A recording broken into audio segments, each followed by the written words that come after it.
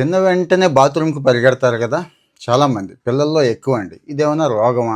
ఏమన్నా ప్రమాదమా? అరే! అప్పుడే తిన్నాడు, అప్పుడే ఎగుమతయింది, అప్పుడే దిగుమతవుతోంది. ఈడ వంటేమన్నా పడతందా ఒంటికి? తిన్నదంతా ఈ రకంగా వేస్ట్ చేసేస్తున్నాడా అని. చిన్నప్పుడు మా అమ్మ గూడా వెటకారంగా అదే అంటూ ఉండేది.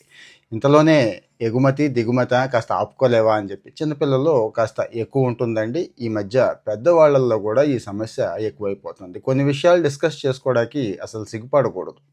లేకపోతే ఎక్కడ పడతామో తెలుసు కదా! ఆ ఇబ్బంది వచ్చేస్తుందన్నట్టు. దీనికి కారణం ఏంటి అంటే గ్యాస్ట్రోకోలిక్ రిఫ్లెక్స్ అంటారండి. మనం ఆహారం తీసుకున్న తర్వాత జీర్ణం అవటానికి కొంత సమయం తీసుకుంటుంది జనరల్‌గా. జనరల్‌గా అయితే యావరేజ్ 24 గంటలు. కొంతమందికి కాస్త 12 గంటలు ఉంటుంది. కొంతమందికి 70 గంటలు కూడా ఉంటుంది. సో, దీనివల్ల ఇప్పటికిప్పుడు వచ్చిన ప్రమాదం లేదు కానీ, ఈ డయేరియా గానీ ఇలాంటి లక్షణాలుండి రెగ్యులర్‌గా ఇదే పనిలో ఉంటే మాత్రం కాస్త ప్రమాదమే. ఎవరికొస్తోంది ఇది అంటే ఎక్కువగా బయట ఫుడ్ తినేవాళ్ళకి, జంక్ ఫుడ్ తినేవాళ్ళకి, ఆ హోటల్‌లోను గట్రా బయట ఏది పడితే అది తింటూ ఉంటారు చూడండి, వాళ్ళకి బాగా పెరిగిపోయే అవకాశం ఉంది అని చెప్తున్నారు.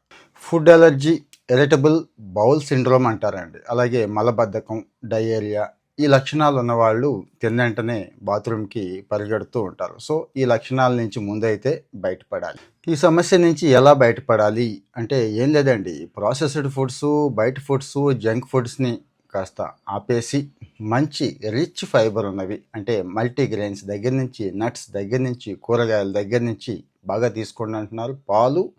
పాలతో చేసిన పదార్థాలు ఏవైనా కానీ అవి కూడా తీసుకుంటే ఈ సమస్య నుంచి సాధ్యమైనంత వరకు బయటపడవచ్చు. అలాగే ఒత్తిడి, ఆందోళన, హార్మోన్ ఇంబ్యాలెన్స్ కూడా దీనికి కారణం అవుతుంది కాబట్టి దాని నుంచి కూడా బయటపడాలి. నేను చెప్తున్నవి ముందు మామూలు ప్రాథమిక సూచనలు మాత్రమే.